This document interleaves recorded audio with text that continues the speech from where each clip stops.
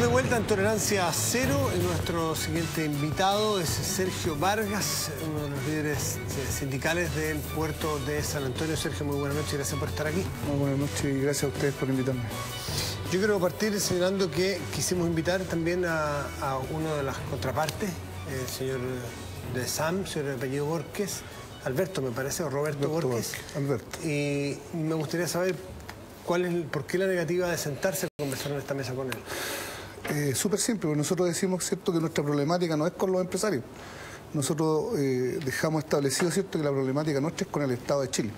¿Por qué con el Estado de Chile? Porque cuando el Estado deja de fiscalizar, cuando el Estado deja de hacer su pega, cuando el Estado deja de hacer que se cumpla la ley, entonces el Estado es el que comete el error. ¿Cuándo dejó de fiscalizar el Estado? Es súper claro que lo reconoce el ministro del Trabajo. El Estado dejó de reconocer, de hacer su trabajo cuando fiscalizó, ¿cierto?, y comprobó que no nos estaban entregando esa media hora de colación y cursó algo de 9.000 multas, como dijo la directora del Trabajo, por este motivo, y no obligó, ¿cierto?, a los empresarios a que nos entregaran esa media hora de colación. ¿Cuándo cometió otro Pero hubo no fiscalización, porque hubo 9.000 fiscalizaciones según la Dirección del Trabajo. Sí, bueno, ¿y qué hay que hacer para que los empresarios cumplan? Cuando a ti te sacan un parte, ¿cierto?, si no lo pagas te llevan preso. Pero hubo, Hubo fiscalización. Acá lo reconocen en el documento, ¿cierto?, que los empresarios no nos entregaban esa media hora de colación.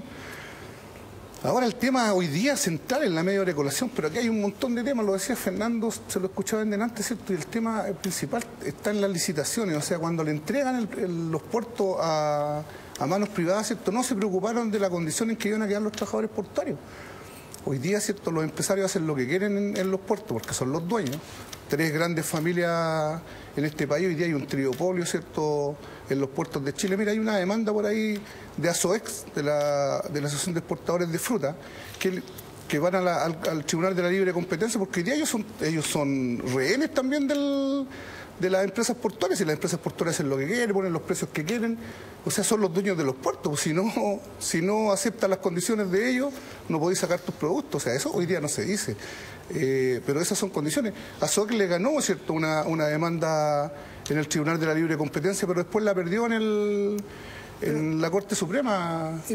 ¿Y no son rehenes de quién se toma por la fuerza? Pero distinto a lo que ocurrió en el norte, que es una huelga.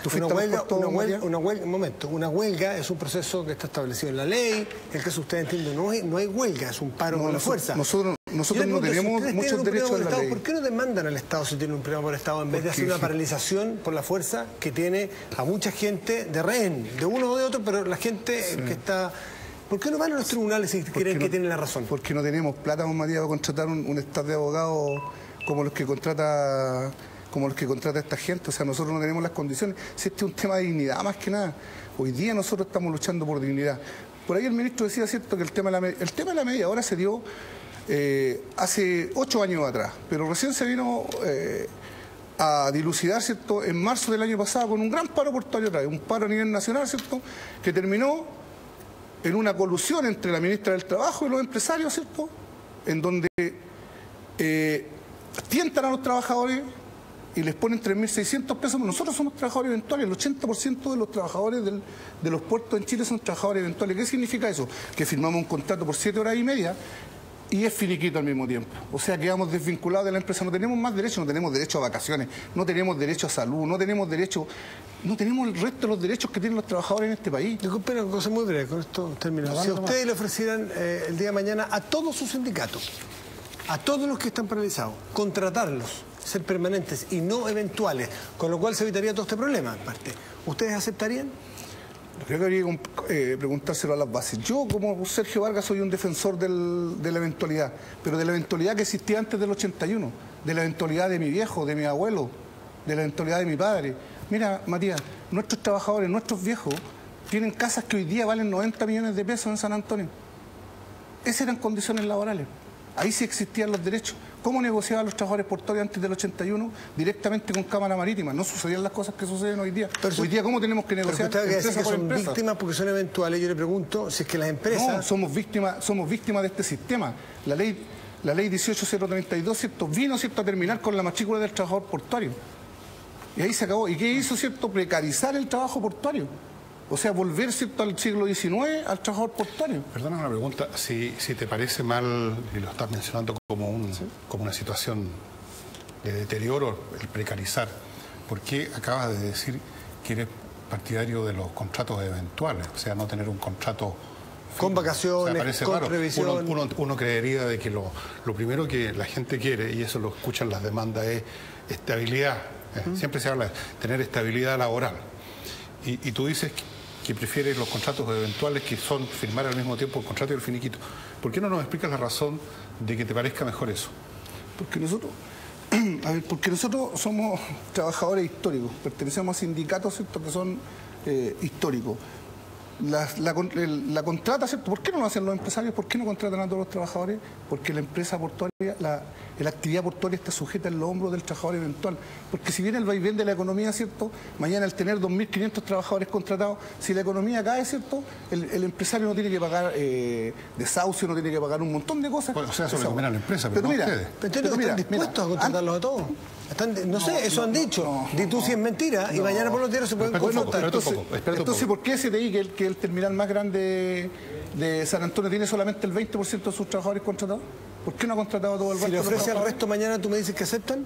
Por supuesto. Nosotros también, mira, nosotros trabajamos en Puerto Central y nosotros también aceptaríamos un contrato, ¿cierto?, normalizado, pero ¿qué le pedimos nosotros a la empresa?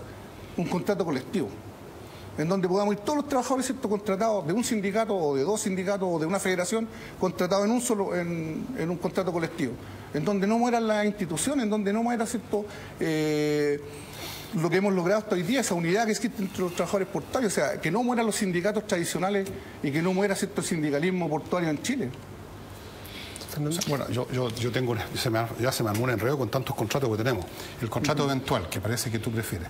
El contrato común y corriente que todos tenemos como trabajadores, que a título de individuo firmamos un contrato con la empresa, como hacemos aquí con Chilevisión y otros en otras partes.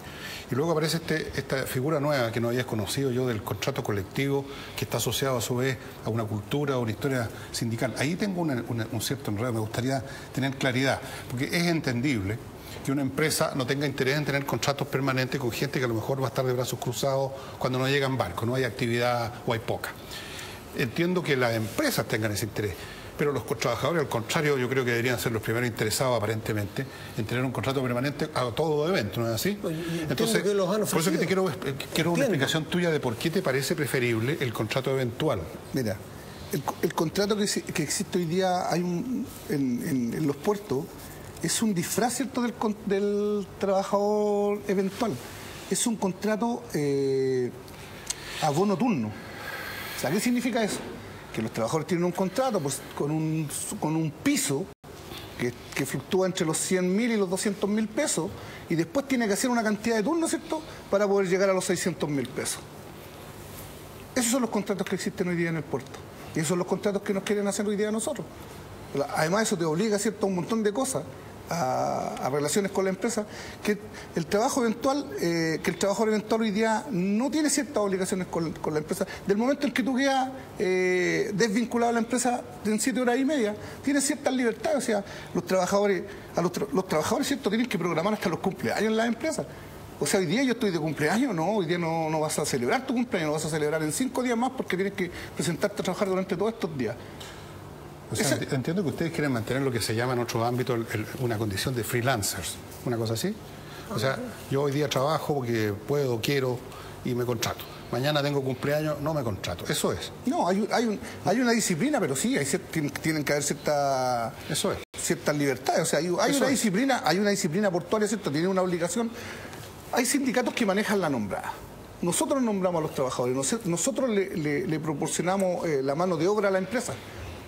Y esa mano de obra es una mano de obra calificada, ¿cierto?, que se prepara dentro de los sindicatos. Es una mano de obra disciplinada. Nosotros tenemos que cumplir a la empresa, ¿cierto?, con la cantidad de trabajadores que ellos nos piden. O sea, es un orden y que se ha dado en el tiempo, que nosotros lo recibimos, ¿cierto?, como herencia de nuestros viejos. Yo creo que el tema hoy día es el tema de la media hora, y están parados los puertos desde San Antonio hacia el norte, por distintos motivos. Hoy día lo que hay que enfocarse, hoy día el tema es la media hora, pero hay un montón de problemáticas más del sector. ¿Están todos parados en el norte? O sea, ¿Angamo está funcionando? No, Angamo está parado, o sea, Angamo está funcionando a medias.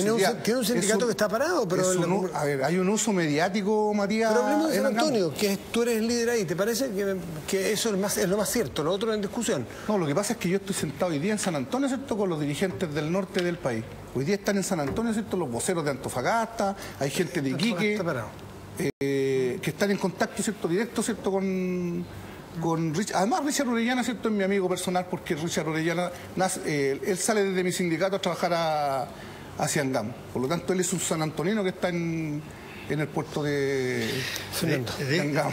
Déjeme preguntarle sobre un poco cuáles son las actividades que son, me imagino, fecundas o lícitas en una paralización de actividades de esta envergadura.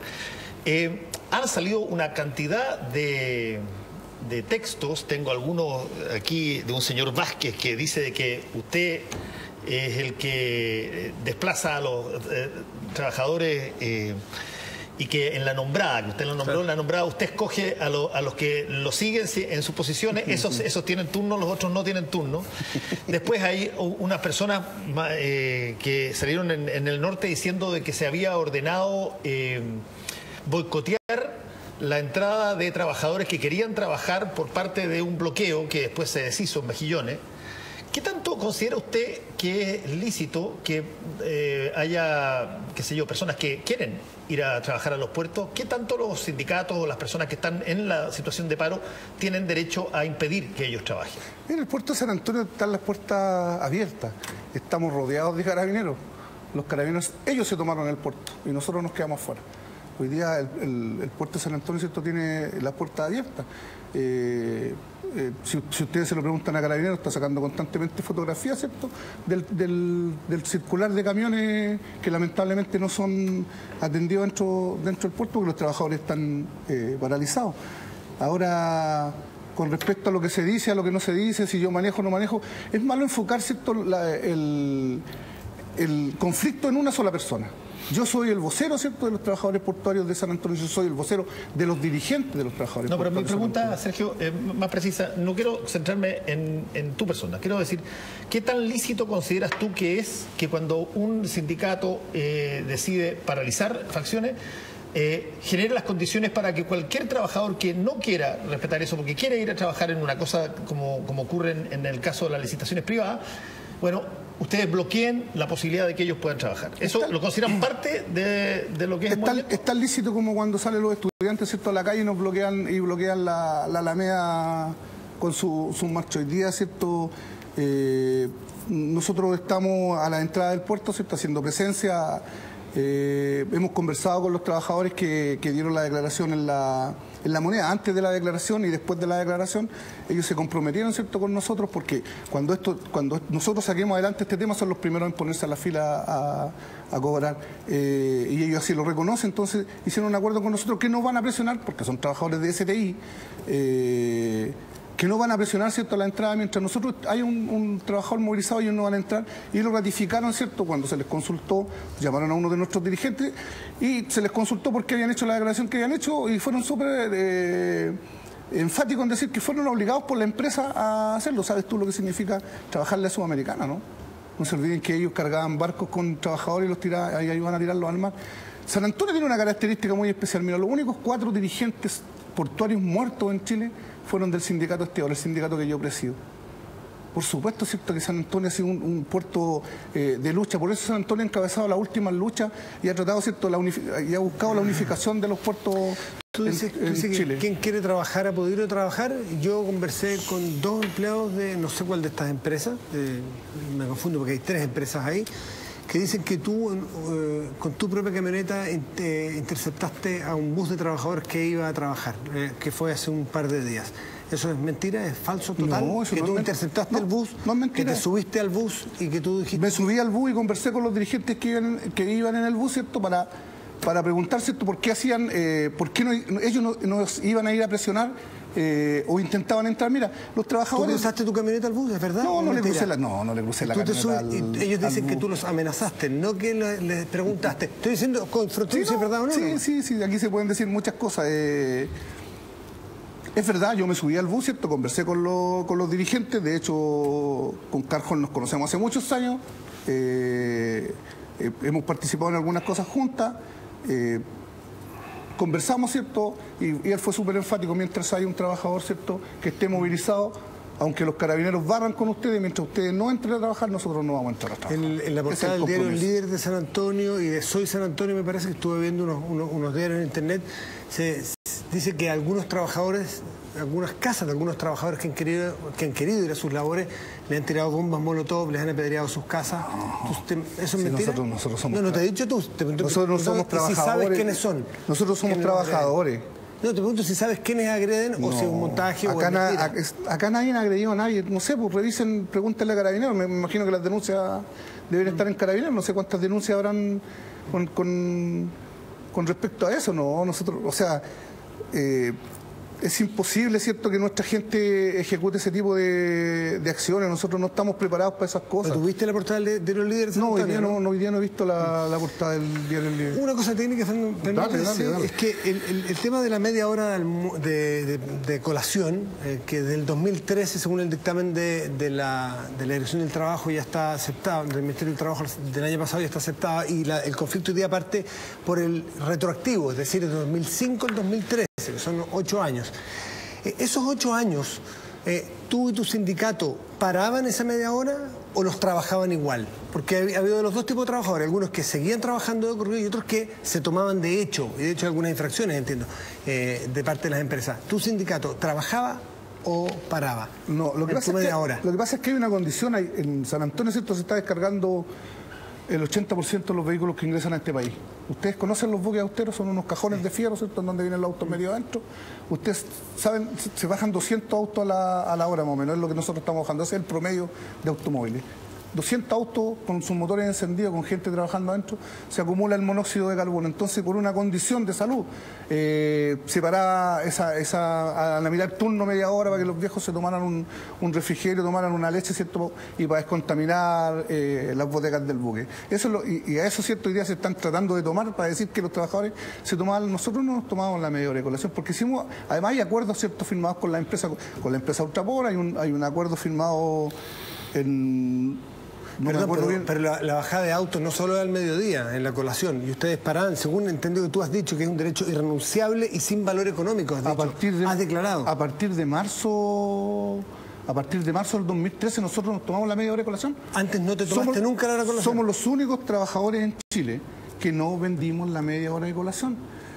Cuando la ministra, ¿cierto?, le pone un valor a ese derecho irrenunciable de los trabajadores. Si así está tipificado en la ley, es un derecho irrenunciable de los trabajadores. Al decir que no lo vendiste, entonces tú paraste y no te pagaron por esa media hora, como cualquier trabajador chileno. Por supuesto, a mí no me pagan la media hora de colación, no me pagan los 3.657 pesos que hoy día la media hora de colación. Pero entonces tú paraste la hora de colación antes del 2013, ¿no? ¿Paraste? 2013 en adelante. No, hacia atrás, ¿tú parabas? No, nosotros no parábamos. Ningún puerto paraba porque habían acuerdos con las empresas mientras no se dilucidara, porque fue un conflicto, se ha sido un conflicto del 2008 en adelante, del 2005 en adelante. Entonces, mientras hay acuerdos con las empresas, Ultramar tiene un acuerdo firmado en donde yo soy parte de ese acuerdo, que dice que mientras ellos iban en 30 días iban a dilucidar el tema de la media hora, ¿cierto?, y no iban a traer un dictamen por sí o por no. Todavía estamos esperando. ¿No te tomabas la media hora tú entonces? No, todavía estamos esperando el dictamen. Sergio, no sé que soy presidente de una federación. Sergio, conversamos un poco antes con el ministro de Agricultura, que él hablaba de que para el gobierno este era un problema en términos estructurales entre privados, entre ustedes y las empresas. Ustedes decían que tenía que meterse el gobierno. Cuando ustedes toman una decisión de paralizar respecto de esta situación, la media hora retroactiva, que es la situación, ustedes escogen, me imagino yo, el momento que pueda significar más impacto, valor para lo que ustedes están pidiendo. Entra en esa ecuación a ser parte de la decisión los costos que puede tener, si es que acaso hay alguna situación que eventualmente en términos de futuro incluso les pueda significar mayores problemas por pérdidas de mercado, por cosas, o la cosa estratégica nacional no entra en el cuadro. No, la verdad es que nosotros los trabajadores y los trabajadores de San Antonio nos paramos cuando tenemos que pararnos, o sea, cuando se desata el conflicto. El 6 de noviembre nosotros le hicimos la presentación al ministro. Este problema se arrastra, ¿cierto? Cuando la ministra va al norte y cierra el acuerdo con los trabajadores, que ha establecido que en abril, inmediatamente, a la vuelta de la ministra Santiago, en abril, empezaba inmediatamente una mesa de trabajo para dilucidar el tema del retroactivo de la media hora. Al tiro, quedó establecido en esa mesa. Fue una cuestión de palabras. Lamentablemente los trabajadores que estaban negociando ahí no lo dejaron por escrito. ¿Qué hizo la ministra el día jueves en abril, digo el día jueves porque fue un día jueves, cuando vienen los dirigentes, ¿cierto?, a Santiago a entablar la mesa? No, lejos. No hay ninguna mesa. Ustedes llevan 8 días parados, último, te juro. No, dale tú. Bueno, ¿qué? Perdón, Fernando, tú has terminado. Como dice la pregunta... No, Fernando, nosotros no hacemos un cálculo porque San Antonio tiene una dinámica distinta al resto de los puertos. Por San Antonio pasan muchas mercaderías. Nosotros no sabemos cuánta fruta hay hoy día en el puerto. Nos acabamos de enterar recién, ¿cierto?, que en San Antonio, no sé si en la temporada, el presidente de Azogues dijo en la semana, 3.600 millones de dólares pasan por el puerto de San Antonio en fruta. Debe ser, me imagino que debe ser en la temporada, porque si es en la semana, o sea, ¿de qué estamos hablando? Estamos hablando de que en la temporada que pasa toda esa fruta. Yo te quería preguntar una cosa bien sencilla. ¿Cuánto vale ese retroactivo? ¿De cuánta plata estamos hablando? La verdad es que hay que sentarse, ¿cierto? No, pero más o menos. Y hacerlo. Nosotros decimos 3.600 pesos, que fue lo que le puso la ministra. Desde el 2005 para adelante. Desde el 2013 hasta el 2005. ¿Cuánta plata están pidiendo? No sabemos, pero hay un cálculo de unos 20 millones de dólares. Tú ofreciste 8 millones de pesos a cada uno de tus trabajadores, ¿no? No, yo no ofrezco nada. ¿Tú les prometiste que eso es lo que iban a lograr? No, yo no les he prometido nada. ¿De qué cifra le hablaste a los trabajadores? No, yo no le he hablado de ninguna cifra. De lo que yo he hablado, ¿cierto?, es de una mesa de trabajo en donde hay que dilucidar, en donde hay que sentarse a negociar y ponerle un precio a ese retroactivo. $1 millón son 500 millones de pesos, multiplica por 20. Sí. Son 10.000 millones de harta plata. Dividido luego por los trabajadores debe ser una suma bien alta, sí, que recibirían los trabajadores si la cosa llegara a buen término. Y a propósito de eso, ¿tú ves alguna oportunidad de que esto se resuelva en un plazo razonable antes que miles de estos agricultores que mencionó el señor Mayor y que tienen sus frutitas ahí esperando el negocio del año que tienen, que después no venden ni una cosa? Mira, ¿Qué posibilidades hay de que salga humo blanco? Nosotros los trabajadores portuarios de San Antonio, ¿cierto?, sentimos mucho lo que está pasando. Estamos muy preocupados por los trabajadores agrícolas. Sabemos que yo tengo contacto, ¿cierto?, con Segundo, que es el presidente de los trabajadores, y sabemos que están complicados. Estamos muy preocupados por ello y por eso, ¿cierto?, nosotros llamamos a la cordura, llamamos, ¿cierto?, a la sensibilidad del gobierno para que terminemos luego con esto y nos sentemos lo más pronto posible a conversar y ver cómo resolvemos esta problemática. Nosotros tenemos todo el interés. Desde el primer día que nos paralizamos, ¿cierto?, nos paralizamos porque no nos armaron una mesa de trabajo para ver la solución a este tema. ¿No estaban citados ustedes para este miércoles que acaba de pasar para una mesa justamente con el tema del retroactivo? ¿Ustedes se pararon 3 días antes? No, Matías, lo que pasa es que con el ministro, ¿cierto?, firmamos un acuerdo el día 16 de diciembre y le dimos 10 días para empezar una mesa de trabajo en donde íbamos a dilucidar los tiempos, en que esa mesa iba a trabajar, los actores que iban a participar de esa mesa, ¿cierto? ¿Qué hizo el ministro? Nos tiró una mesa de trabajo para el día 13 de enero. ¿Qué hizo después?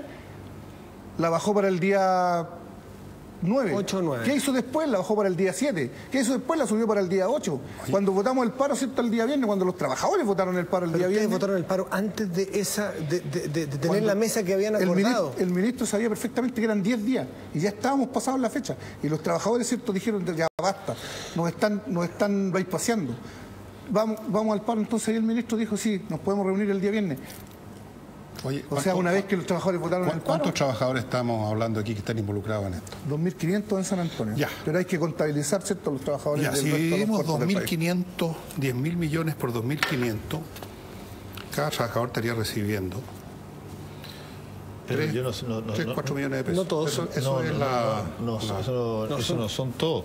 No, estoy haciendo... A ver, nosotros le pusimos, ¿cierto?, al gobierno o alguna fórmula. De entender, porque cómo un tema tan grave, digamos, se mantiene vigente, y tiene que ser simplemente por los montos involucrados. Las compañías están pensando en que van a tener que pagar mucha plata. Ustedes a su vez piden que intervenga el Estado para que sea él el que de algún modo haga pagar esa plata, o ponga parte de esa plata, o la ponga toda, o no sé. Y esa es la piedra de contención. Si fuera un tema de 3 lucas no sería nada. Pero déjame complementarle la pregunta tuya. La plata que tienen que dar retroactivamente, los 3.600 y tanto retroactivamente, ¿cómo dividen ustedes entre los trabajadores que trabajaron esa plata de los trabajadores que no la trabajaron, o le pagan a todos? Existen distintas fórmulas para hacerlo. No se olviden que nosotros también negociamos esto hace o sea, tú por ejemplo, hace poco tiempo atrás. Tú, por ejemplo, que no trabajaste.